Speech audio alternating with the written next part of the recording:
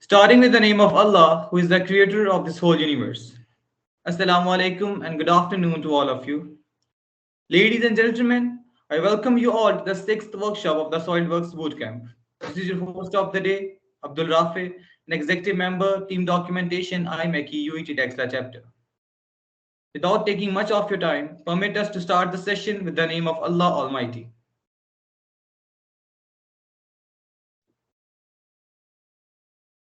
أعوذ بالله من الشيطان الرجيم بسم الله الرحمن الرحيم اقرأ باسم ربك الذي خلق خلق الإنسان من علق اقرأ وربك الأكرم الذي علم بالقلم علم الإنسان ما لم يعلم كلا إن الإنسان ليطغى أن رآه استغنى إن إلى ربك الرجعى. Jazakallah. The Institution of Mechanical Engineers is an independent professional organization that represents mechanical engineers and the engineering professions worldwide.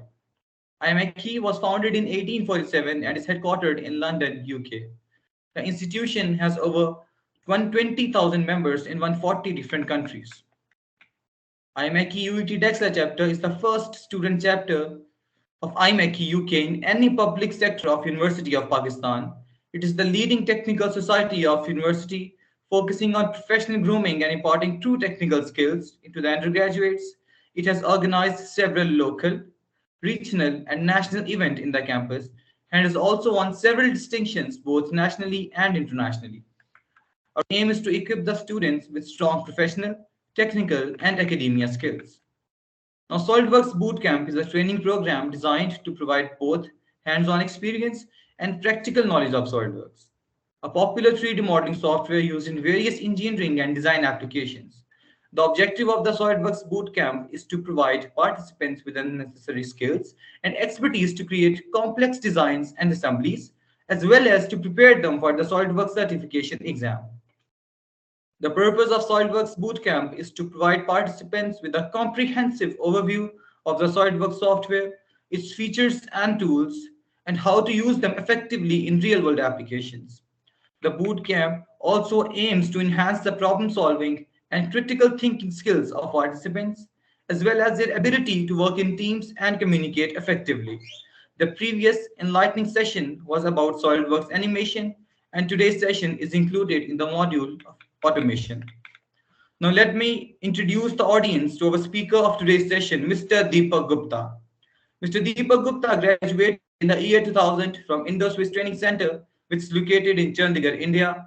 With over 22 years of rich experience working with various industries, he has been working in different roles with different product lines.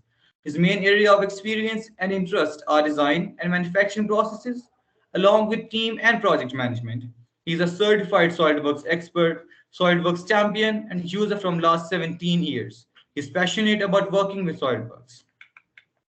Now, before handing over the stage to our speaker, following are some instructions which our audience need to follow. Participants can turn their camera on as per convenience. Please have your laptops ready. You should be sitting in a proper and a quiet place. And lastly, the procedure for asking questions will be by raising your hand or by asking in the WhatsApp group. So, for further insights, I'll be handing over the stage to our speaker, Mr. Deepak Gupta. Over to you, sir. Yeah, thank you, Abdul, for making me part of this bootcamp, and I'm really happy to see that we have so many participants available, and a lot of users are asking or they are interested to learn more about SolidWorks. So let's not wait further, and I'll switch on to my presentation. So as we know, the agenda today is design automation and the design automation with SolidWorks. So Well, Abdul has already given an introduction about me, so I'll add little more to it. So as you know, I graduated in 2000. I did a 4-year advanced diploma in mechanical, and throughout the year we were more into practical trainings. I'm a SolidWorks expert and champion. I have been using SolidWorks since 2005, and I'm still learning it. There are a lot of things in the software that are still to be explored by me, and I'm just looking at users like you who have been working on different part of the software, and I try to learn from them. I have been one of the winner for the 𝐒𝐭𝐮 Community Award. This is given based on your contribution to the SolidWorks community. Currently, I work with a lot of companies and SolidWorks users around the world. I help them with their design, drafting, and automation needs. And that's what we will be talking about today. This was the prize that was given in 2014. OK, so agenda for the today will be like we will be talking about how to do automation using SolidWorks and what are the Sir, your presentation isn't visible. Oh, it's not visible. Sorry. Yes, sir. Sorry. Think maybe once you see it, maybe I'll just make the screen. Yes, sir, it's visible now. It's gone again. Is it good now? Yes, sir, perfect. OK, thank you. Sorry. So we already spoke about these things, this as well. So let me jump onto the agenda. So we will be talking about design automation today and how we can utilize the SolidWorks software to do that and what are the commonly used methods to do the design automation.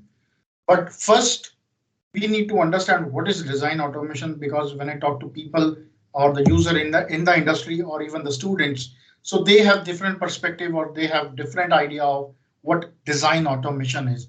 Because when they hear the term automation, they think of machines, robotics, but those are process automation. What we are talking about is a design automation.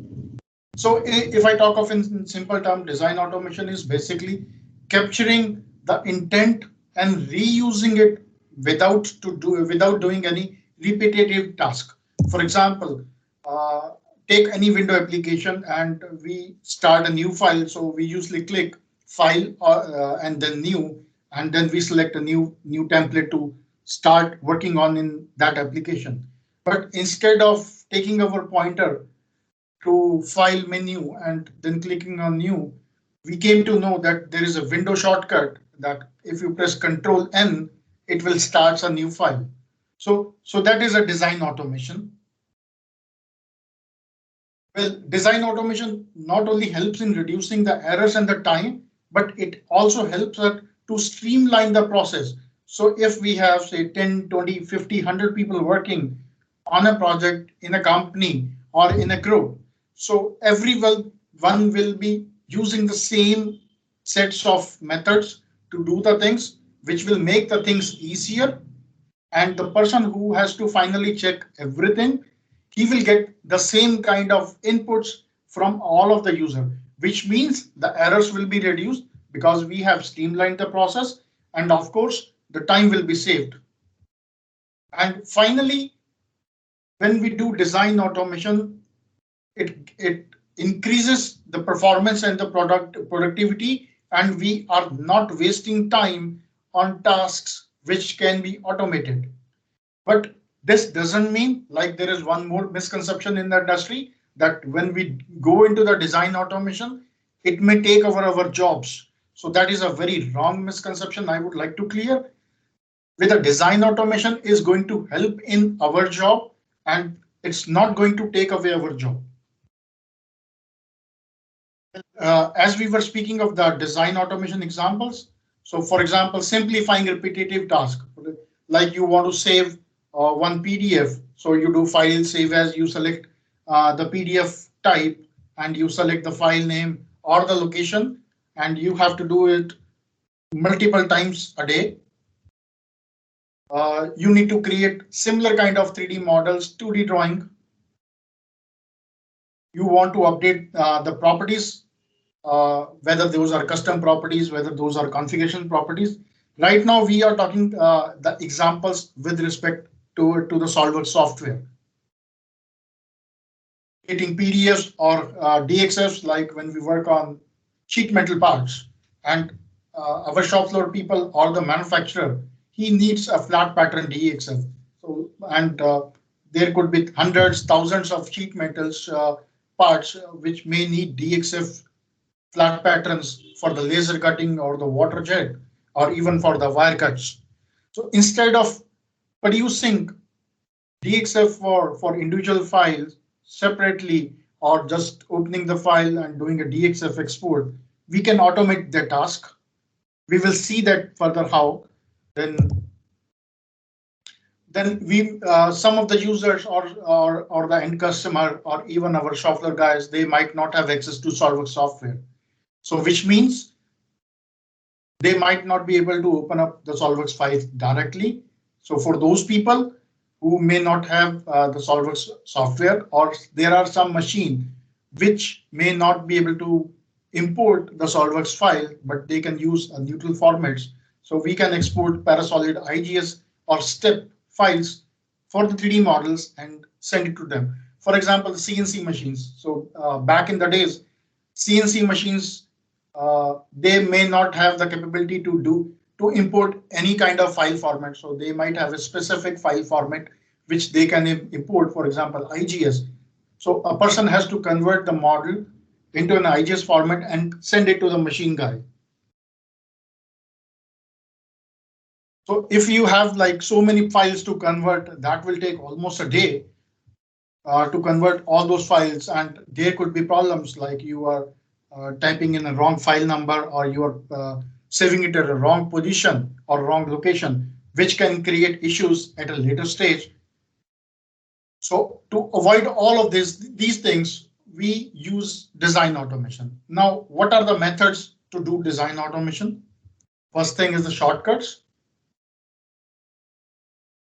Method is task scheduler. Sorry. Then configurations, design table, configuration publisher, equations, master sketch modeling, DriveX Express, library features, macros, add-ins. These are some of the commonly used methods, but there could be more. So once you get more into the design automation with the software, you will be able to find more ways to do the design automation, even like using a combination of these methods into one model or one drawing or a project. So you can use combination of these methods when you do the design automation. So let's quickly talk of the shortcuts first. The keyboard. So we know that of all the Windows applications, so we are talking about Windows application. Windows applications have keyboard shortcuts. Like, for example, we talk about that if we want to start a new file, we press on Control N. If we want to open up a new file, we press Control O. Similarly, in SolidWorks, we can customize our software. We can customize our keyboard shortcuts, which will make it very easier and quicker to use some of the commonly commands on just at your hand. So instead of like rotating your mouse here and there or pointing to a specific toolbar, we can set a shortcut, keyboard shortcut for that particular command. For example, I've just put a picture of this. So in this one, like you can see the person has put a keyboard shortcuts with the pictures on all of the buttons where he is using it. And if required, or if you want, this is available on Amazon also. I have put the link for reference, and let's now move on to the SolidWorks to see a quick view of the keyboard shortcuts. So I will just start SolidWorks. Here it's gone.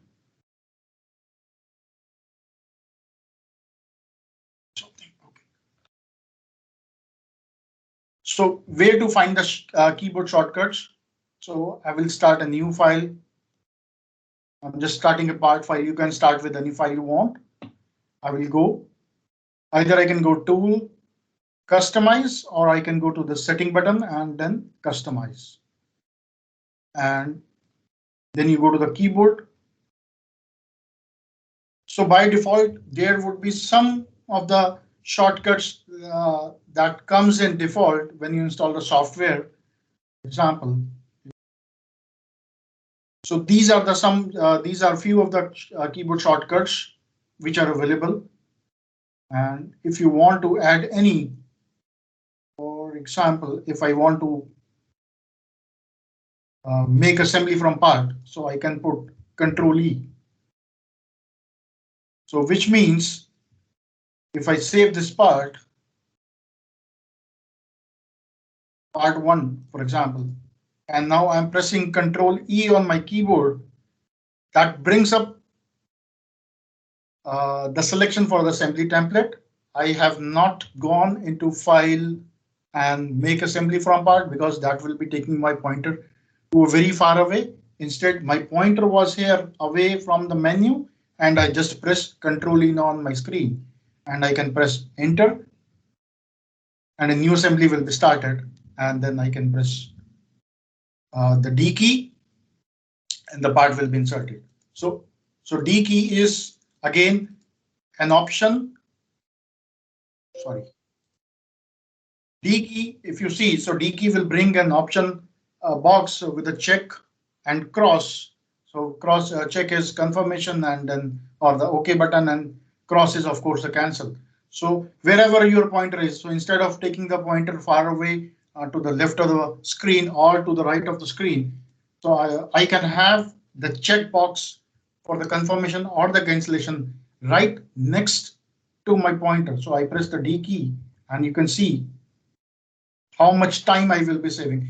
This is a very small time saving, but when you tend to start using it on your daily basis, you can see the impact of how much time you are saving. I will jump onto the part again, and let's move on to the presentation. Next is the shortcuts related to the mouse. So we all know that we can right click and we get few options, and we can start using them. But other than that, there are mouse gestures which are available in Solidworks and few other softwares also.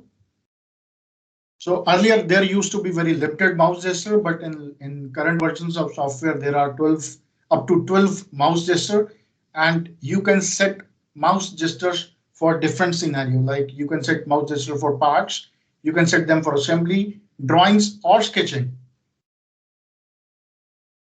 So let's see a quick mouse gesture thing. So how to use the mouse gesture? So you have to just press the left button and drag, and then whatever you want to select, you can use that. So I want to say extrude, for example. Now it says select a plane, and then I use the shortcut key S to pop this up, or I can also use the mouse gesture to start a sketch. Now I will press D key, OK, and because I have started with extrude,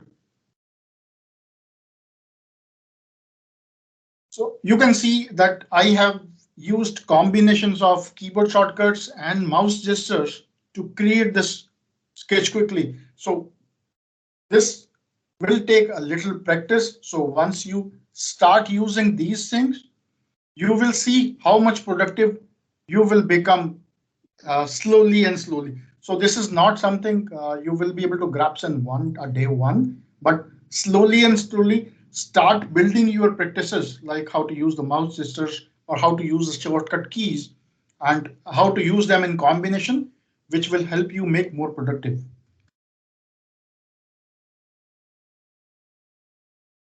The third one in the shortcut is the in context toolbar. So this is a toolbar which is available inside Solidworks. Again, this is a separate toolbar for all the four scenario. I mean the part assembly, drawing, and sketch. Now, what exactly is a context toolbar? So when you click on anything, so you can see a context toolbar over here. So this is called a context toolbar, and you can customize it if you want. Otherwise, it will show you general things or the general commands related to the selection you have made. For example, I have selected a face over here. So which means I can edit the sketch for this face. I can edit the feature. I can start a drawing. I can start a new sketch, or I can add a fillet or chamfer on it. For example, let's add fillet. So it shows a preview of the fillet. So it's a little weird fillet, but just for the sake of showing like what exactly the context toolbar is. For example, I select this edge. Now, since I have selected this edge, it only gives me a limited option in the toolbar. Again, we can use it in combination with other things. We can use in combination with mouse gestures, the keyboard shortcuts, and few of the other things. Moving on to the next one is our task scheduler. So as the name suggests, what we can do with this is again a tool from SolidWorks, and it's a default available when you install SolidWorks. So it has some inbuilt functions, which you can say kind of a macros or scripting that runs in the background. And using this tool, you can do a lot of tasks. But there is a limitation with respect to this particular tool, that unless you have a professional SolidWorks professional or premium version, you will have limited functionals available. So if you have only SolidWorks standard version available, you will have a very few options. Like I think with the standard, you get only convert file option and upgrade assistant. But if you have professional or higher version, you get all the options which you see in the screen. So let's have a look at the tool. So this is how the tool looks like. For example, you want to create e-drawings for a lot of your files. So instead of using SolidWorks, opening the file and saving as e-drawing, what you can do is you can use this tool. You can set up the time that, and you can add files or the folders, and you can even schedule, like you want to do it on daily basis, you want to do it on weekly basis, or you want to do monthly basis, and then you can set up a time. So with this tool, the advantage of this tool is like you can set this tool to work for you when you leave the office. For example, you want to create export files. So what you can do is like you can set up a time that 6 o'clock it starts working. This is the start date. It does out on daily basis, and these are the tasks it needs to do. So again, this is a design automation, because you are automating the repeated task, and this tool will work for you while you are away.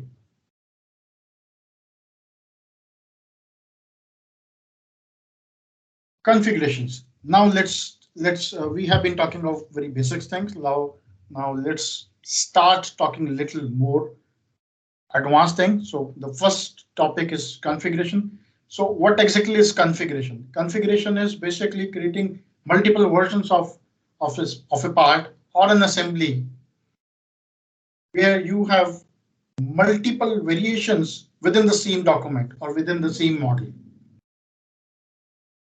With the configuration, we are able to manage the different shapes, different sizes, or the parameters for different parts or different components very easily. So, for example, let's look at this model. So right now, I'm a manufacturing guy, and I make this wooden case which can hold up to 8 cans, plastic cans or plastic bottles or something like that. Now my customers comes in for which I was producing these things, and he comes in and he says, now I want to increase my capacity. So can you please give me a little bigger size of this? And I ask him, okay, how much he wants. He says, because there is a limitation in the length, I just want to increase it towards the width size, and I want to increase 4 more numbers in the same thing, but I do not want you to stop producing the current design. So basically he says, I want to have both the designs. Now what do you do? Because more or less the design is the same, and only thing that's going to change is the width. So what we will do is, being a designer, instead of recreating everything or controlling or doing everything is new, what we will do is we will create another configuration which will have the current design as well and the new requirement as well. So we go to configuration tab and we right click on over here and we say add configuration. So earlier it was 4x2. Now we say 4x3. We set the configuration name and OK. Now we want to do it 4x3. So I will just increase the size. Now, when we are working with using configuration, there is a one important thing you need to make sure that if you are changing anything and you want it to remain only for that specific configuration or few specific configuration, you have to click on this drop down menu, and then you can pick this configuration, which means it will be only applicable for this configuration only. If you say is all configuration, the change will be made for all the configuration. And if you pick specific configurations, so the changes will be made to only selected configuration. So right now, because we have just one configuration, I will pick this configuration and I will change the dimension to 86. I'll do a Control Q. Now you can see, because I have made the design intelligently, and the moment there was a change in the width, the number of cans increased. So let's look at what happens to the original design. So the original design say as put, it stays however it was designed. And so now within the same file, within the same model, I have two variation of these component. So one is 4x2 cans and the other is 4x3 cans. So we can just save this file, close. Now you can see I was using the Control W as a shortcut to close the files. Do we have any questions so far? Or how we are going to ask the question? Are we going to ask in the group or are we going to ask over here? So after the session is ended, question answer session will be taken for all the questions. OK, that would be great. So I would request you all to keep noting down your questions, and we can address them at the end of the session. Thank you. OK, sir. Thank you. So next one in the topic is design table. Again, we are talking about configuration, but this is a little advanced version of creating configuration and taking a control. The only difference with the configuration we have seen and what we are going to see is that with design table, you get the power of Excel to be used. The rest of the things will remain same, like you can change shape, like you can change dimensions, or you can control components, colors, you can control the component suppress state, you can control the component's length, dia, and everything. Let's look at one simple example of a shaft on an Excel. So right now, this is in a small Excel for me, and we can look at the the dimension. So I have 16 major dia 16, and then I have a length of 50. Then we have 20 and 12 as a minor dia. So you can see, sorry for the voice in the background. You can see that it has just one configuration, and now we want to create one more configuration. But now we will, instead of using the configuration method, we will use the Excel tables. And as a trick or as a workaround, we can split the feature manager into two parts. That way we can see both the tabs. So what is going on the feature manager as well, and what is going in the configuration manager. So we can see both by them side by side. Now let's create the design table. The only limitation using the design table is that your system must have Excel installed and the version should be compatible with the version of Solidworks you are using. So we go insert, tables, and Excel design table. Now it gives us three options. One is the blank, which means a blank Excel sheet will open up and you can fill in the properties manually. The second is auto create, where Solidworks will try to create the design table for us.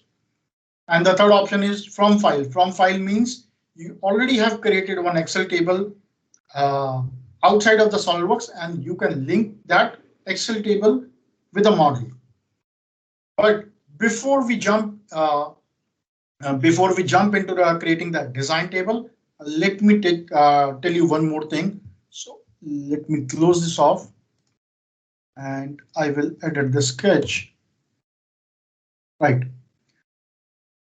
So whenever you do design automation, it's always recommended that you give names to your parameters which you are going to change or which you are going to control by any of that design automation method. Otherwise, what will happen is you might find similar kind of names across your project, and that can make either something go wrong or you can confuse you. So to show you, for example, I have given this name for the 16 dimension. I've given a major OD. Then for 50, I have given total length. Then this is minor OD, and this is the step length. So because I have 4 parameters, I have defined the names for them so that when I do the design automation, I know which dimension is controlling which parameter of the part. Now let's go Excel table and design table. So for now, I'm doing it auto create and I'll let Solidworks create it for me. So I'll click OK. Now, once you do that, you will see Solidworks has given me options like which dimensions or which particular feature I want to control.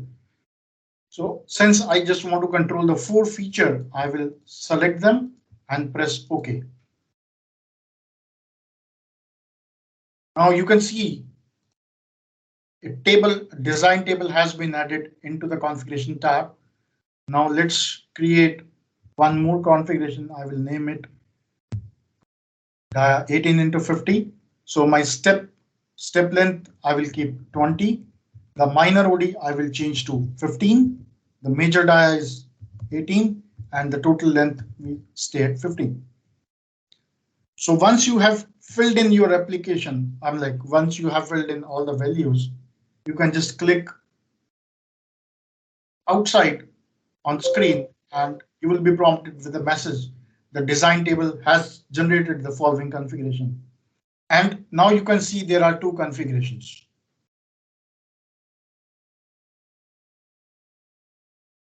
If you want to add more, you can always right click and you can say edit table. It will again ask you if you want to use these things. I will say just OK. Now, the advantage of using Excel design table is that you can use the Excel formulas to create your design table. There are a lot of examples available where the complete assembly has been controlled using just a single design table. Right now, I do not have that file, but I will try to find that file and share the link with you and so that you can see that things have been controlled with a very simple design table, yet a complete complex model has been created.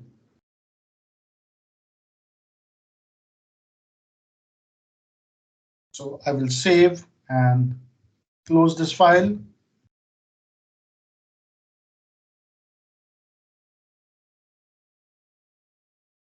Now this is combination of configuration publisher. So this is combination of both configuration and design table into one. Configuration publisher is actually creating configuration as well, but again it makes it easier for you to select the desired configuration for a particular part or the dimensions for a particular part when you insert the component, either sub-assembly, assembly, or a part into an assembly.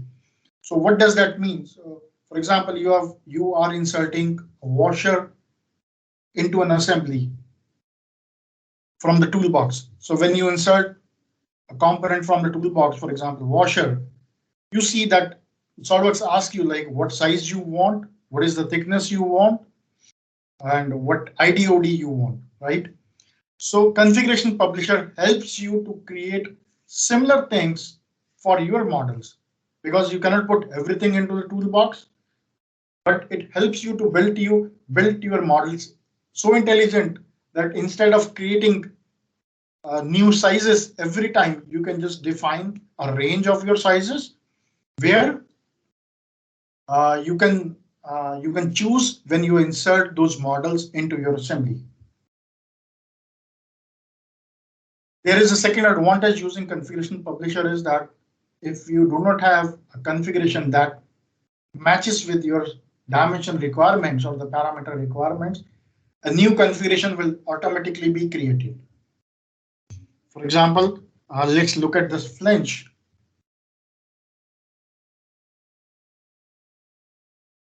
So I have this flange available, and we all know that flanges comes in standard sizes, right?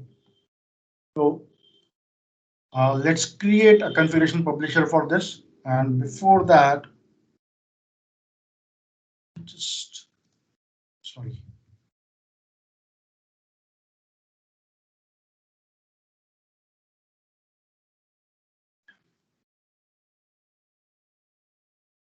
Just opening that table because I'm not able to recall the values. So we will be using these values.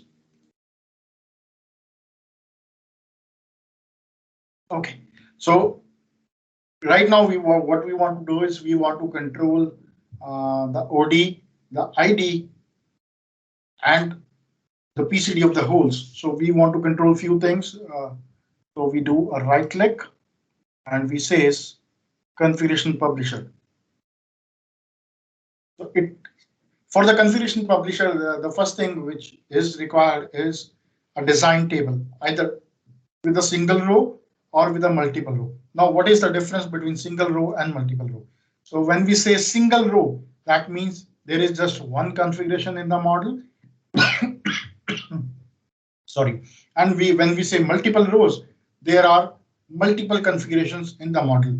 So we can use either of the method. Either we can use the single row configuration or we can use the multi-row configuration. Right now, we'll be using the single row configuration. I'll click yes. Like we said, that it's always good to name your features or your parameters which help you to control everything. Right now, I'll not be selecting all of them. So we'll say diameter of the hub, then bore dia, PCD, and the flange star. So we are going to just vary these 4 parameters for now. And I'll click OK. It creates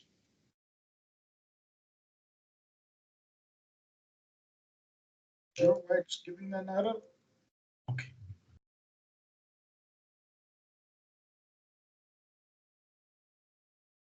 Let's look at why design table is not getting created. Oh, it's actually trying to use this first. So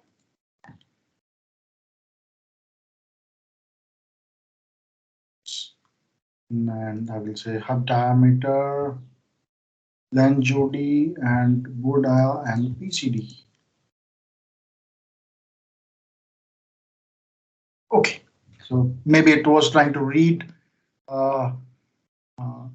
the Excel from the same thing, because that Excel has the same name. I will just rename it such that it doesn't get confused.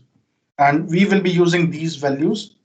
So let me just copy, paste. For example, we paste over here. Now in the configuration publisher, we get these options. So list boxes where you can pick the option from a list, either from you can type the values or you can select from the design table. Then you have number where you can just type in a number, and the checkbox means this is required or not. For our current design, we just only need list. So I just drag it in. I will give a name of dia, and I can select that this particular attribute is going to control the diameter of hub. Now I can type a list or I can select a range from the design table. So let's do a range from the design table. So my range is J4 till J6. So I will type J4, J6. And next I want to control flange OD. I will select it from the list, and I can either I can type it or I can again select it from the design table, and then I can set a parent to it. So if I select hub dia, I can define value for each value of the hub dia. So let's type a value over here, 3.5, then we have 3.88 and 4.25. Then the next one is, so we select board dia. We can select it from the range or list. I'll keep it list for now. And again, I can define a parent for it. So again, I will select hub dia as my parent, and I will put the value as per the Excel, what we have in the design table. And then final one is my PCD. It controls my PCD. Again on the hub dia, and 2.38, 2.75, and 3.12. So my values are ready. So you can see, so when I have 1.19 selected as a hub dia, the values are 3.5, board dia is 0.88, and the PCD is 2.38. So which corresponds to this particular row. Now, if I change my hub dia to 1.5, these value changes, and for 1.94, it also changes. So I will say update model, apply and close. Now, how many configuration you see over here? There is just one configuration. So let's save the file and create a new assembly. Now, since we have defined the parameters in our part, we can select what hub dia we need. I will say I need hub dia for 1.94. I will select and click OK. So what it will do is it will create a new configuration in the model. So that is only the downside of the configuration as of now, that you cannot give a name to a newly created configuration, which means you can go back to the model and you can rename the configuration over here. For example, I click it 1. So it says it was renamed. OK. So now we have 2 configurations available for the same model. So similarly, we can add more details to our components, and it's not limited to a part.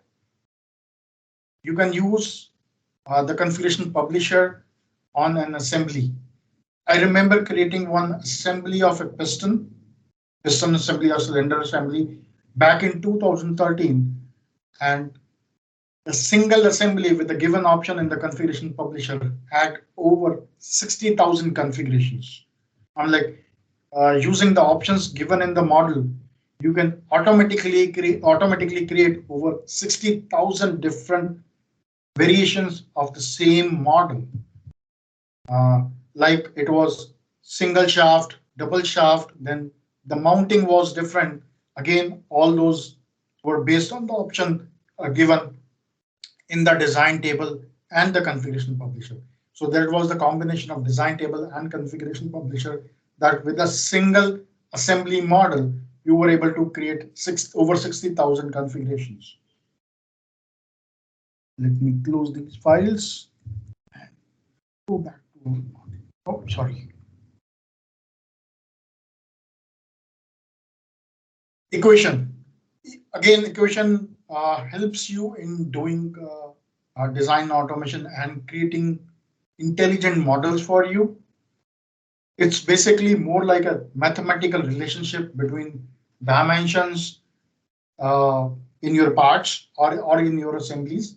It can help you to control your dimensions as well as your features and components. You can use global variables. Global variable means you define a particular variable, give it a value, and then you can link or you can control your dimensions, your features, or your component separation states based on those global variables. Let's look at one frame example. So here is a simple frame, and it has an inner dimension of 100 by 250. And like I always do, I'd always suggest that we can always, or we should always give a name. So I have given width and the height, and now let's control this design using equations. So I'll go tools, equations. Now let's add width.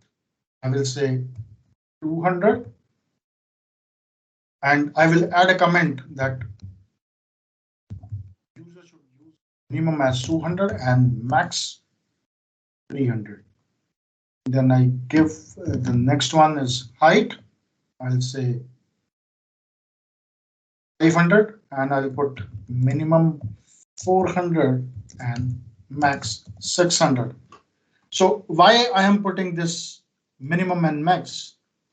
So this is just for the reference of the user who is going to work on this model or who is going to use this model with a different dimension. So he must know that this is the size we can make. So the minimum size of the frame we can make is 200 by 400, and the maximum size we can make of the frame is 300 and 600.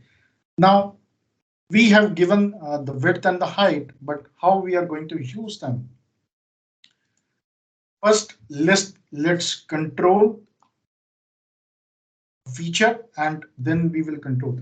Now we say that if my frame is 400, like my frame size height is 400, then I don't need this middle component. So I will click on the features. I will click on this part, and I will put a if condition.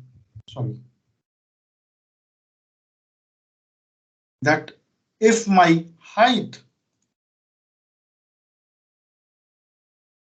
is greater than 400, then we unsuppress it, which means we need it. Otherwise, we suppress it.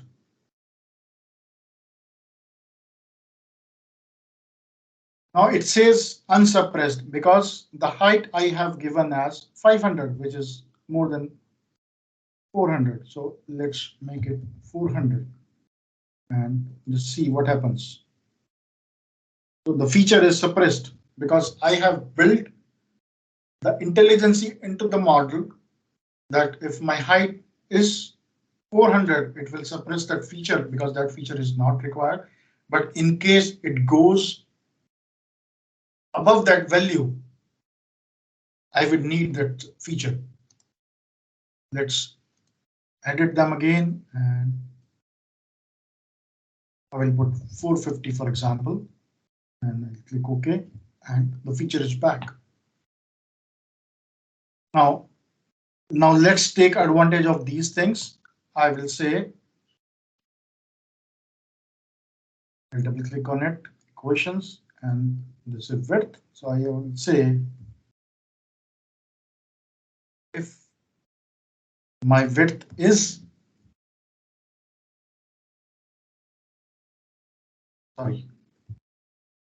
is greater than 300, is greater than or equal to 200, because that was my minimum sketch spec, and again width is less than or equal to 300, then we use the value in the global variable. Otherwise, we put that it should remain at 200. Now, since it is 200, which is equal to 200, and hence we are getting the answer, let me just put it 400. So since our range was max 300, and that's what we have defined over here, this value will remain at 200.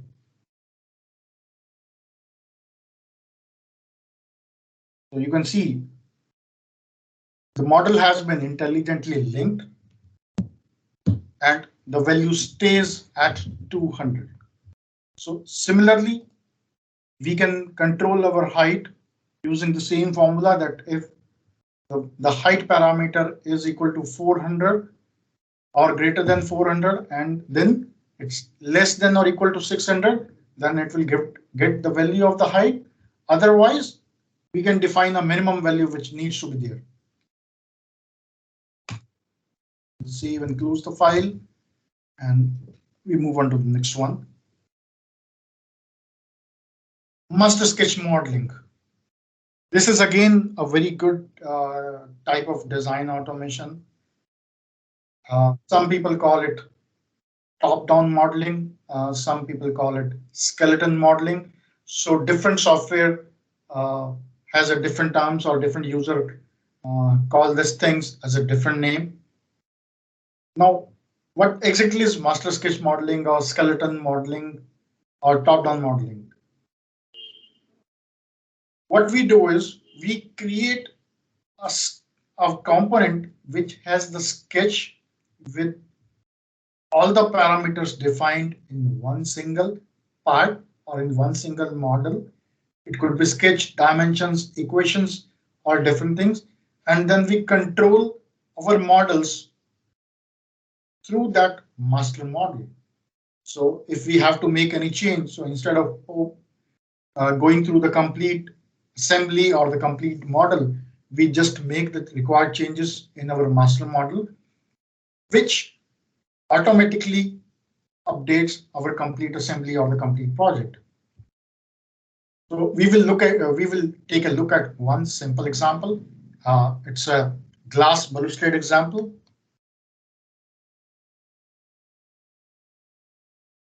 Most of the work has been already done in this one, so I will just go through what exactly it is. This is my master model or main sketch. I will open the file.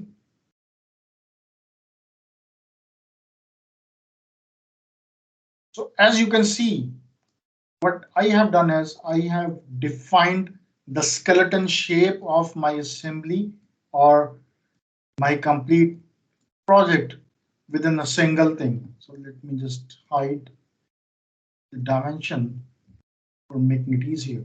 So you can see I have defined the position for the stanchions, the top rail, the two glasses, and their positions with respect to each other. So everything is being controlled in one single part. So I'll click OK. We'll go back to the assembly. Now, what I have done is I have created these parts as virtual component. So let's suppress these for now. I will also suppress this, and let's try to build one or two component, and then we can see how the master model is going to help us in controlling the model. So let's start with creating one top rail. So I will go insert component new part, and it asks me to select a plane. I will select this plane. A line. I say my line goes from this line to this line. Now, since it is a cylindrical feature, I can either use extrude over here, or I can use a quick sweep over here. So what I will do is I'll go to sweep, the sweep feature. Now sweep, in recent version of the sweep feature, we have given additional option of selecting a circular profile. So I select circular profile. I define the diameter, say 50. If I want to keep it thin, I can define the thickness, say 2 mm. And then it wants me to select a line.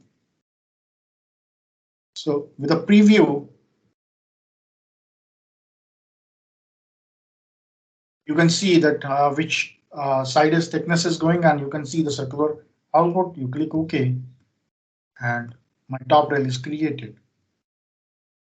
I'll just click OK, and the top rail is created. Now let's create one of the glass and one of the tension. So I will again go to, I can go again over here, or I can just simply right click and go to recent commands. So I go new part again, front plane, and I can now use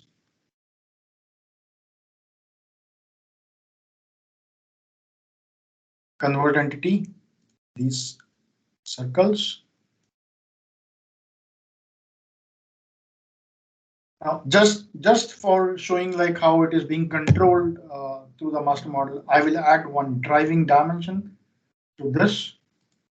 So currently, you can see the dimension, the width of the glass is 1080 mm. Close the sketch. Use extrude, which is this sketch of mid plane, and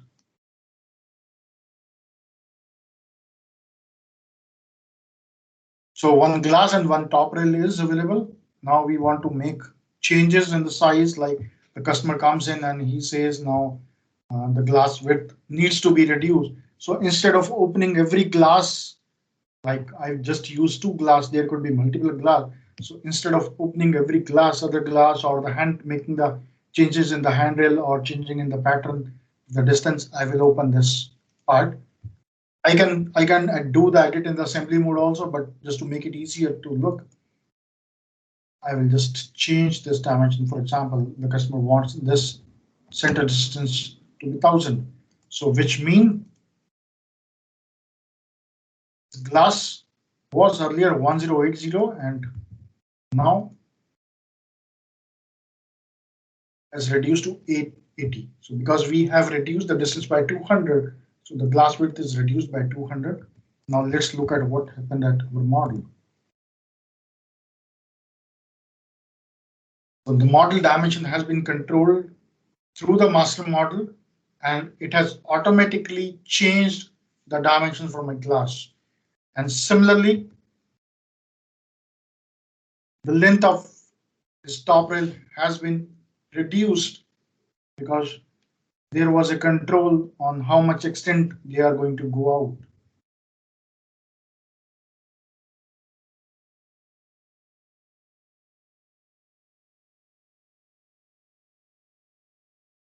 DriveX Express. DriveX Express was basically evaluated to cater the need of design automation for the Solidworks engineers or the people who use Solidworks. So this specific tool works with Solidworks only as of now, and it is available free of cost to every Solidworks user since 2008.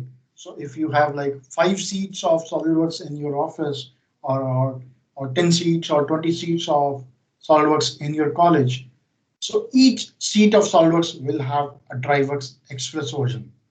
Now, since it is an Express version, it has limited capabilities, but to start design automation on a simple steps, And this is a very good tool.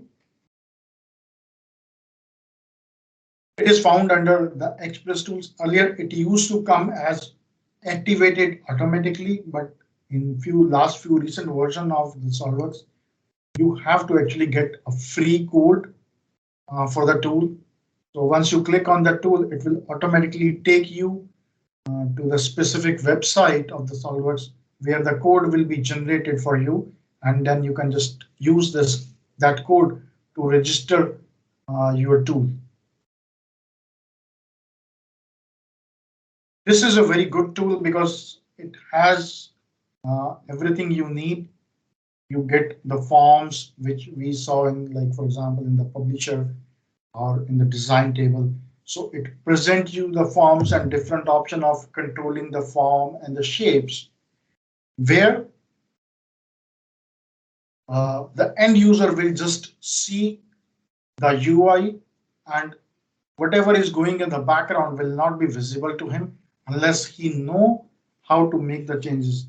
Otherwise, the user can just open up the model and run it through DriveWorks, where the dimensions and the features and of course material as well can be controlled based on the given options. So let's look at how to use this DriveWorks tool on this simple model. So here I have created a wooden box which has the length, width, and the height. And like I have been saying, that it's always good to name your files. So I have not used on this one because this is what I'm going to control through DriveWorks. So I have created this box. Let me run through the model, this box, and then I did a shell to create a thickness. Then I created a vertical partition and then a horizontal partition. Now let's control this model through DriveWorks. So I'll go Tool, Express Products, DriveWorks.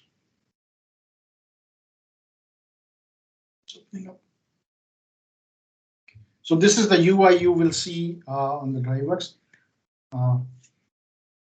So before you start using or before you build your rules, like or your logics on how you want to model to be controlled, you have to create a database. So database is basically an MDB file, an access file, which keeps a record of your all the logics stored so that you can reuse them again and again. I'll click on create database. I will put it on over here. I will say box data. You can give any name you want. Now it gives you option that whether you want to use a new model or you want to use an open model. Because since we have the model open already, we can click on use open model. Right now we are using it for part, but you can also use it for assemblies. And it is showing us the wooden box because that is the active model we have. And first we will capture some dimensions and feature. I will double click on it. Oh, sorry, let me just pin it. So I know this is the length. This dimension is my height, and this is my depth, and then I have this as my. Now I have controlled the 4 main parameters of this box. Now there might be a customer who may not want all the partitions. So to take care of their needs, I will capture these options as well. I will click on features, right? So I will say vertical portion, I'll say add, then horizontal portion, I will say add. Now I have controlled all the things I need. I will go to build my rules. You can also control a drawing through it, but again, it has a limited functionality. Then this is my form, which the end user is going to see. So I will click on add. So first I will say either we can put a text box, a numeric text box, a drop down, a spin box, or checkbox. So let's start with the text box and say it. And it is required, create. This is over here, add. Again, a text box, create. The next one is, but for this, I will put a drop down where I will define the specific thickness. Create. So I have 3 things right now. And then I will add a checkbox, vertical partition.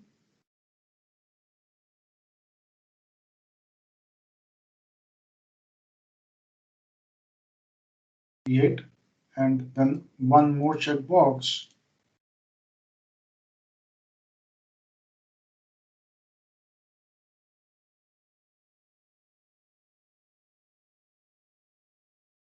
So now we have everything defined.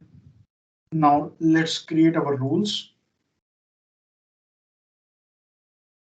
So we will also be controlling the file name other than the dimensions and the feature. So we click all of them and we say edit rules. So first thing is file name. We say star and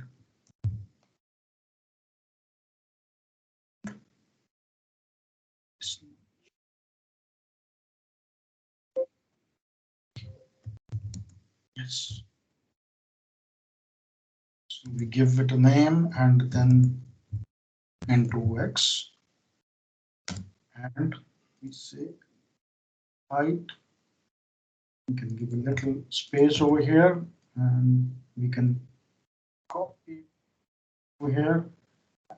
Then the thickness. So this is how we are going to control it. And height. Okay. So this has been defined. So length is input of length. Height is input of height. I think we forgot to do the depth capturing.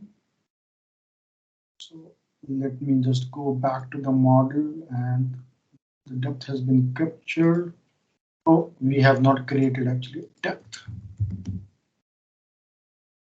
Not sure. So depth is going to be controlled by depth. This is going to be controlled by the thickness. This is vertical portion, and this is. So all of the rules have been defined, and you can see over here. So in case the rules are not defined, it will give us an error. It will give an error over here. So because all the rules have been defined, right? It says nothing is missing. Now let's use this product or the tool. Now, like we said, this is the form we created. So I say, for example, I want length to be 600, height to be 300. Then for the thickness, we have the 3 fixed option. I will pick this, and I do not want a vertical partition. So I will just use the horizontal partition, and depth I can go 300, and I will say create.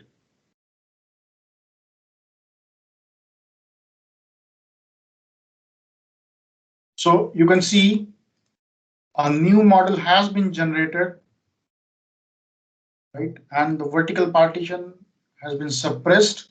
We can use some logics to delete this feature as well. Right now we are just suppressing it. And let's create one more. For example, we created 800. The height is 400.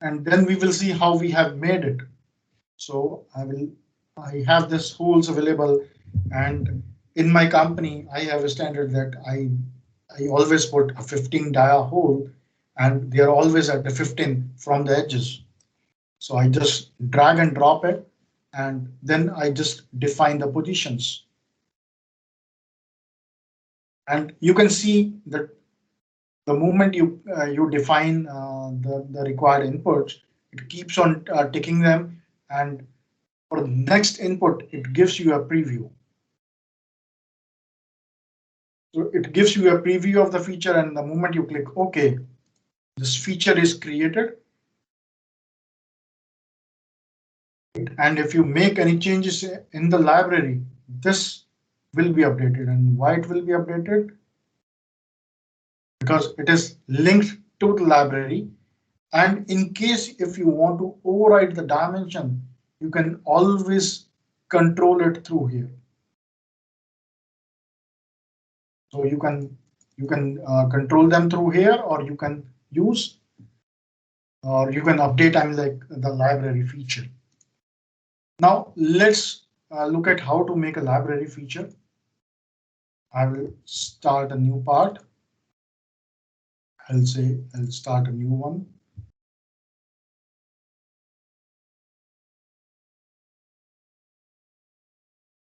So this is the base model we are going to create, which we will use for our as a reference to create our library feature.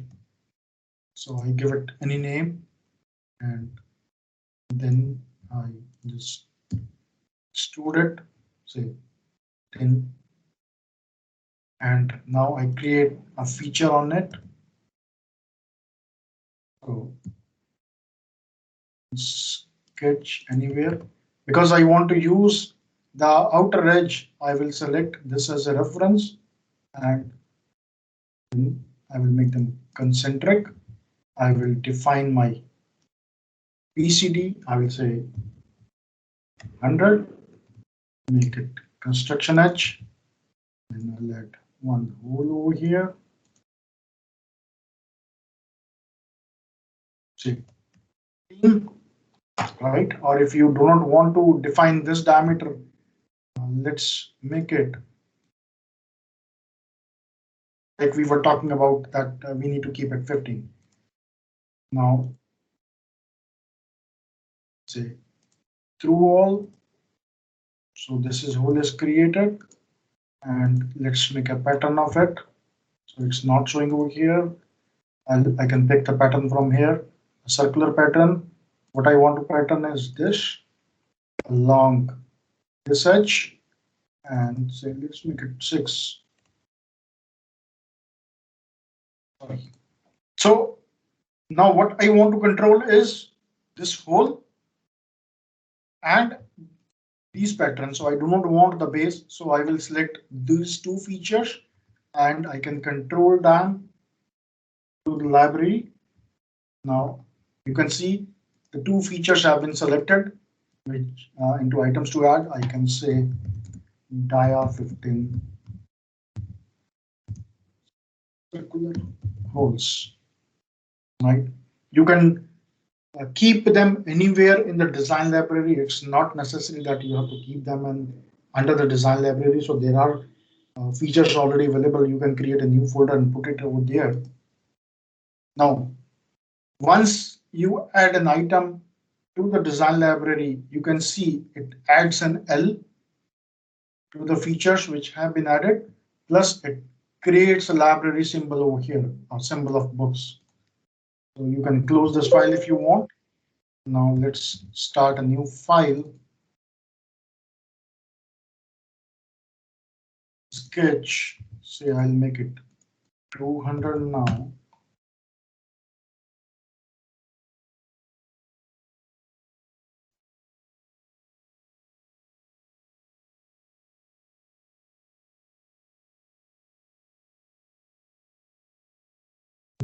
Now I want to put cutouts on this particular plate. I will simply drag and drop them over here, and I just need to define this edge. and then okay. Now think of a scenario where you have to create similar kind of plates or holes on repeated or on daily basis, and where you have something defined. So instead of recreating it from scratch every time, you can actually create it and put it into the design library and then use it. You can also create configurations. For example, this is one configuration, so I will put 15. 15 is because we have kept it 15 from the edge. I will create another one which says 20. Now what for the 20 is, I will make it this configuration and I'll make it 20. Now you can see we have two different ones. I will close it and let's delete it. Now when I again use this tool back, so we can pick which configuration we want. So let's say we want 20 and from this edge and okay. So this is dia 15 hole, from the edge it is 20. And if you want to change back to 15, we can just click 15 and we say okay. And now it is 15. So like this, you can create multiple configurations. Starting with a simple one, and then you can start building more and more stuff. For your reference, a lot of features are already available when you install them, like for inch system or metric system. You can see like the keyways, the O-rings, slots, for example. Similarly, you can find a lot of cutouts for sheet metals as well, different shape, which you can create and keep it in your library. You can customize them as per your needs.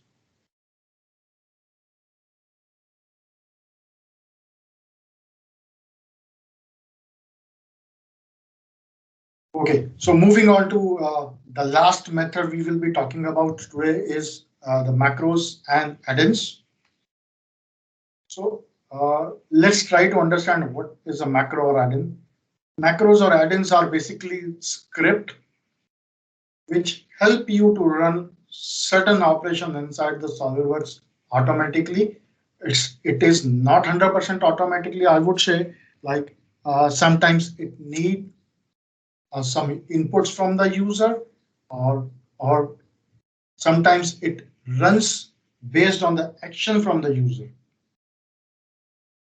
What we can do with the macros or add-ins is we can write, create, or record a series of actions and the commands which we perform repeatedly inside the software, and then we put them in a sequence like how we want those actions to be performed, which will help us save a lot of time and of course the error. There are many sites where you can find a lot of free SolidWorks macros, so I will suggest you to go and explore. Some of the tasks which you can automate through macros or add-ins are creating PDFs. For example, you have a lot of drawing files and you want to save PDFs for all of them, and you want to create the PDF in specific folder. And other than the file name, you also want to add a date on which the PDF was created or a revision value of the file. So if you have to do it manually, that means every time you will have to first find out what is the revision value in the file, first thing. Then you will click File, Save As. You go to the particular location, you select the type as PDF, and you put in the required file name. So think of doing it for example, 100 files. So one file will probably take around like 1 to 3 minutes, depending on how you want to save it. Now, same situations, but it's a different, a little different scenario over here. Now, instead of saving all the sheets in one PDF, we want to save each sheet as separate PDF. So when you do it manually, and if you have 5 sheets per drawing, that means you have to repeat the process for over 500 times. Now we were talking about earlier, say 1 minute or 3 minutes per file. Now that from 1 to 3 minutes, it moves to 5 to 15 minutes. So let's take an average of 10 minutes per file with 5 sheets per drawing. So 100 drawings, 10 minutes for one file, which means 1000 minutes of doing a task which has no value. And same thing goes for DWG or DXF, flat patterns, exporting model to various formats. So these are the same again things we talked about in the start, that what kind of repeated action we can take control of. Now let's look at one of the example where I will show you that I have a master drawing created from a master file, and I want to create same drawing for other parts, where instead of creating it new or from scratch every time, I will let the script do it for me. So we want to create this drawing, right? And we want we have few different parts which are same, but we want to create same drawings for them, and we want to keep them in separate file. Now, one way is to copy them manually, change the reference, make the required changes, and save them with a new name. Or the other method is to create new file and put it in the views, the dimensions.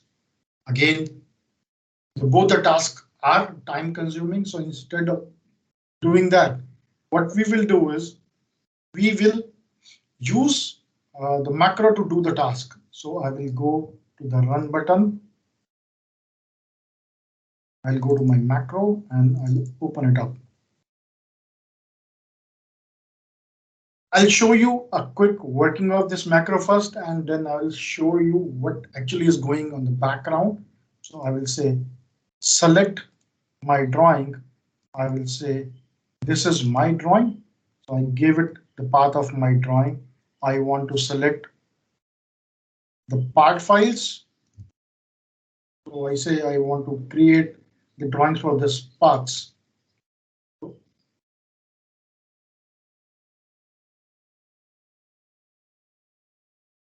Okay. And since for this part I have already done the drawing, which is same name, I will remove this file, and now I will say create drawings.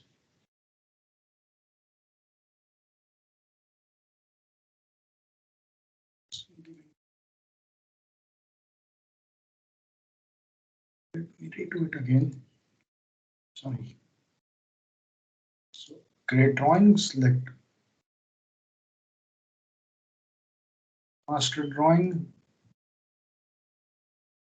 part files, and then no, why it's not working. See why it's not working.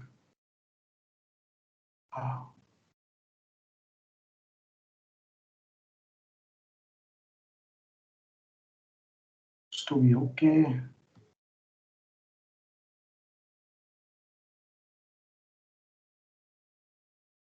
Wait, let me just. The references are okay.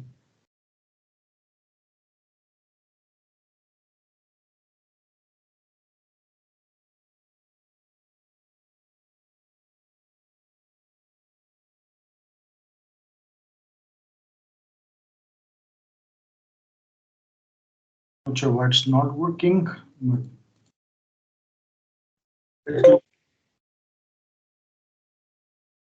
Let's look at a different example.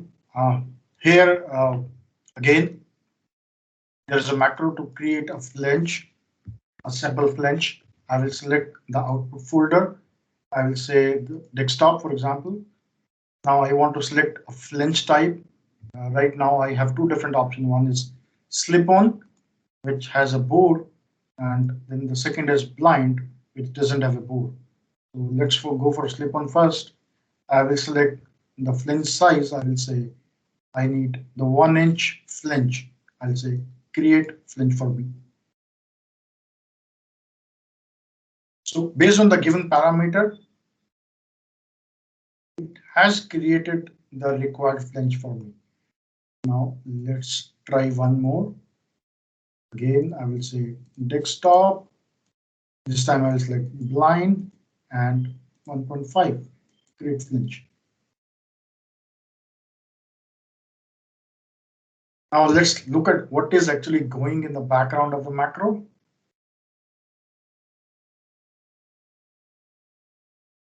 So in macro, what is happening is the macro first connects with a running session of the Solidworks, and if that is okay, it shows the user this form. Now, if you look at the codes, these are the codes that goes in the background. The macros are written in the VBA format, but that doesn't give you a limitation, because you can do the programmings for the add-ins and the standalones in .NET and C#. So which means you can use any of the 3 languages to create your macros, standalones, or add-ins. And if I go back to the presentation, so I have put up a resources where you can find links to various sites which offers free as well as paid training. Plus, there are a lot of other resources on that post which can help you to learn more about macros and how you can utilize them to automate your tasks.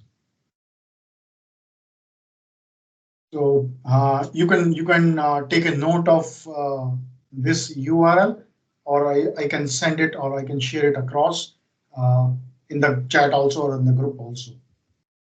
And now that brings us to the end of the presentation. So now let's talk about the questions. So let me just jump on to the team chat. I'll stop sharing and okay. So I'm open to have your questions, please.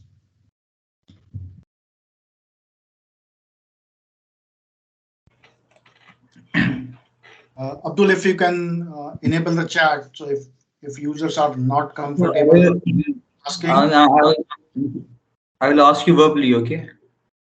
Yeah, that's fine. I'm open both ways. Like sometimes the user is not comfortable to express, and they can type in the chat.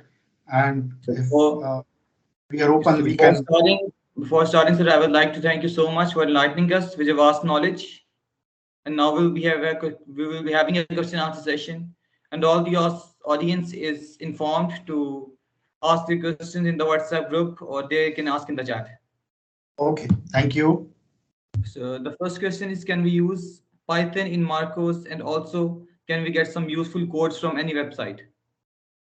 I'm not sure about the Python, that if we can use it, because I've not explored it yet, but I will suggest you to go and explore it, because a lot of users have started Python these days, and I'm sure it can be used. And with respect to codes, so you are talking about Python or in journal? If it is in journal, then you can go to that URL, which I will be sharing, and that will help you find a lot of resources where you can find the codes for your usage, like for a lot of things. What I have shown today was very basic thing, but if you go and explore through those resources for the API, you will learn a lot of things. Okay, so the next one is, can we create drawings from multiple parts of a complex assembly using any automation? Yes, we can do that. I think there is a macro available or an add-in available where you can define that this is my assembly, these are my drawing templates, and now I want to create drawings for all of them. though it has some limitation that you might not be able to put up everything into the automation, but at least you can cover up at least 80-90% of the automation, where views will be placed, dimensions will be placed. Uh, then you can put some notes based on the model material or some thicknesses. Flat patterns can be created for the sheet metal parts, and even you can export the models also within the same macro for usage for the CNC or the machining people. Okay, sir. I hope that answers the question. So the next one is, please tell us, how can we test and validate your SolidWorks automation scripts? How we can test knowledge when you are building the script, right? So eventually, when you run it, before running it on the production or before giving it to the other users, you can always run it on your machines using dummy set of files. I always recommend to always use dummy set of files or make a copy of your files before actually using the scripts you have written. So that way you always have a backup, and before you giving it to the user, you can see or you can find the areas where you want to improve it or where there might be error which you must fix before finally releasing it to the users. Okay, sir. Now, so this one is a query about a design. He says Right, that each design made for the sake of manufacturing has some tolerances, right, and when the size of product increases, the tolerance value also increases. correct. Now, if I have made 6 designs of flanges using SolidWorks configurations ranging from dia 6 inches to 30 inches, how is SolidWorks going to cope with tolerances of each, or would I have to give tolerances manually? We can control. The thing is like tolerances can be driven two ways. One is a standard that you follow, a standard which is available based on the hole and the shaft system, that for each type of fits, there is a defined tolerance. So there is a defined tolerance. So when you do a design, when you make a drawing out of it and you specify the hole and the shaft system for it, SolidWorks automatically has the tolerance inbuilt inside it. And one thing to note over here is when we do our models in any software, it's not specific to SolidWorks. Either it is 2D drawings or it is 3D models. We always make our model at the mean, not at the mean value, but at the final value, at the nominal value, for example. So like we talk about 6 inches to 30 inches of the dia.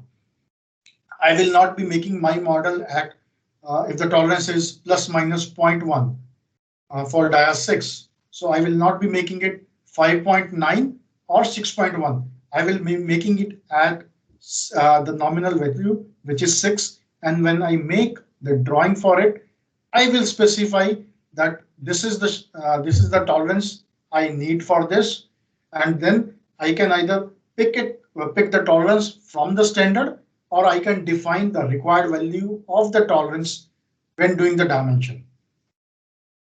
I hope that clarifies uh, about the tolerances. Yeah, so I hope it does. Okay, so the next one is, while working with equations in part file, can we use variable or values from an assembly? Yes, we can use that, but there is a method of doing that. You cannot directly use it, but you can use it through a dummy part. Okay, sir. I think I have explained it to a user a few weeks back. I will try to dig out that information and will try to share it. Okay, sir. So I guess that's all from the question answer session. Anyone have more questions or the feedback on the presentation we have today? I will be happy to learn my mistakes or how I can improve this session. I'm just thinking of adding few more topics to the same presentation. I'm trying to find out what other methods are being used.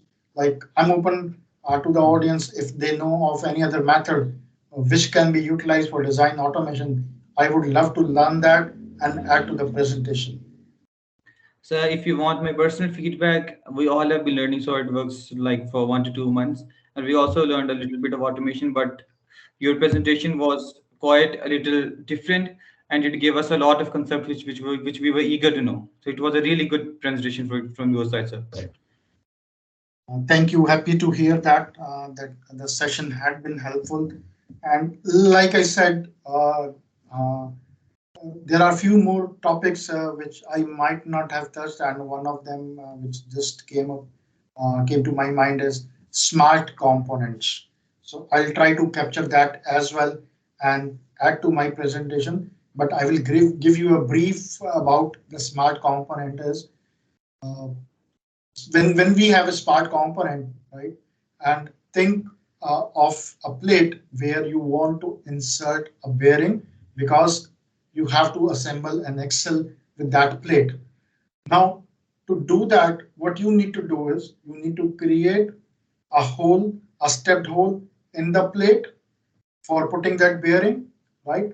And then you need to bring that bearing into the assembly and you have to assemble it with a plate. Now, instead of doing these two activities separately, I will do these activity in just one go. What in one go is ways like I will create my bearing as a smart component, and when I bring that bearing into my assembly, it will automatically create the required holes or the required hole, step hole, or maybe a through hole based on the required tolerances, I mean like the sizes automatically into the plate.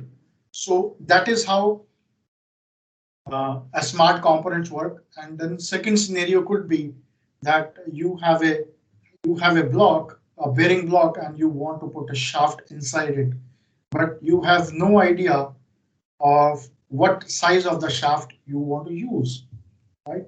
So you create a shaft with a as a smart component, and you bring in the shaft into the assembly with a block. It will automatically resize the dia based on the hole available in the bearing block. So that is again a design automation where you are putting intelligence into your model, which help you to reduce the errors. Okay, sir. Actually, I have got one more question. Yes, please. So it's that once I use the library gears and change the equation according to my variables, it worked, but when I closed the file and then opened it again, all the equations were then changed to the original one, avoiding all my changes. Is there any way to use the library gears according to my own variables? Well, there, yes. So when we talk of gears from the library, so we are talking of gears from the toolbox. I'm correct? Is it related to toolbox? Yes, no, so wait a minute, sir. Yes, sir, it is. I guess it is. It is related to library gears. Yeah, library gears from the toolbox, right? Yeah. Yeah. Okay. So the way toolbox works is similar to what we have seen in the DriveWorks Express. Toolbox has a database in the backend, right? And when you use a model from the toolbox, a gearbox, a bolt, or anything, right? It reads the required values or the parameters from database. So if you have to use uh, the gearbox as your custom feature, so what you can do is you create the file and then you delink it from the toolbox. So there is a utility available inside the SolidWorks which help you to delink the component from the toolbox, and it will now make it as a separate model, separate entity, and whatever you do with that file, the toolbox will not be affected and the changes will be retained within your file. Okay, sir. Sir, I have got one more question. Yes, please go ahead. He's asking sir that if anyone does not want to do automation, so can he go without using automation further in future? Can you say it again? If anyone, So can you I mean, please repeat it? he's saying that if he does not want to, get used to automation, he doesn't want to use automation in his designs and all. So can you Right. go in the future, go to expert level without automation? Yeah, definitely. The thing is, when we talk of design automation, like I said in the earlier also, it there are a lot of things which we are already doing unknowingly, which are covered under the design automation. For example, the shortcut keys. So Yeah. let's not talk about rest of the things. I will just focus on my first topic, shortcut keys. So even instead of talking about SolidWorks, you use a lot of other softwares, right? And unknowingly, you use the shortcuts. Like for example, to open a file, Control O; to start a new file, Control N; to print UP, Control P, for example. So those are also a kind of an automation. So actually you are using automation. Even if you talk of your cell phones, right? So Sir. a lot of people add the required apps icons on their desktop. So which is basically adding a shortcut to their desktop, right? Again, we are Yes. talking about shortcut. So instead of going through the list of apps which is there in your file manager or somewhere else, you are just putting a shortcut and then just on a press of button, the apps gets started, right? So Yes, sir. again, you are already using automation. It's up to you that how much you want to explore. I know still a lot of people who do not do lot of automation things, but they are still at expert level. The only thing is when you start utilizing these tools, it helps you to improve your performance. It helps you to improve your productivity. Of course, you are saving the time, but it also helps you to cut down your errors, which is the actual purpose of doing the design automation. I hope that clarifies the confusion whether we should use it or whether we Okay, sir. should not use it. Any more questions, please, So there's or one. any other feedback? Yes, sir. Yes, sir. One more question. Yes, It please. says that for Express Masolo certification, how can we achieve it? Uh, you can go to the For DriveX. Yeah, for yeah, the for DriveX drive. Express. Yeah, for the Yes. DriveX Express, you can go to their website. I think that is drivex.co.uk, or you can just search with the name DriveX Express. The site itself has all the details. They have all the training modules available, the videos available to make you learn about the tool, and then you can go for the certification. I think the certification is more of a multi choice questions, MCQs. So the website has all the details, and the website has few example also. The one we have seen today was a very simple one, but if you go and explore, you can see little complex model on the DriveX Express site, which you can download and try to use yourself with the SolidWorks, and you can see how they have built up the logics and different rules they have used. Today we have seen a very basic, just to get an idea of the things, how we can do the design automation. But as you start exploring, like I did a project last year where they had a huge assembly, and the complete assembly was controlled using 200 equations. So there were 200 equations in the parts, unlike in one single file, and the complete model was controlled through the equation where the user has to give 4 or 5 inputs like the length, width, height, and some number of components, the angle, and rest of the things were controlled based on those given inputs. Okay, sir. So that's all from the question answer session. Okay. Any other feedback? I would be happy to hear feedback from the audiences as well. Okay, sir. So at the end, I would just like to say thank you so much for enlightening us with your vast knowledge. So, well, ladies and gentlemen, this wraps up our today's session. I would like to extend my sincerest gratitude to the speaker and audience for being here with us this afternoon and spending precious time with us. The next module will be covered by Ali Simon, 27th of Feb, 2023. Till then, have a blissful day. Take care. Allah Hafiz. And now you Yeah, can thank leave. you everyone. Yeah, thank you everyone for attending today's meeting. If you want to reach me out, you can find me on various social media platforms. Uh, Let me just uh, pull out my uh, PPT again. Sorry, let me just go to the end slide. Oh, sorry.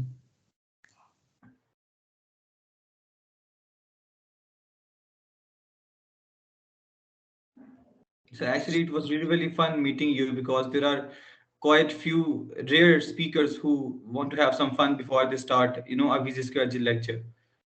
Yeah, actually, the thing is like I always find that learning should always be fun. Otherwise, you learn something and then at the end of the day you forget. So unless there are some memories into the learning, you always recall and try to connect with the learning you have faced.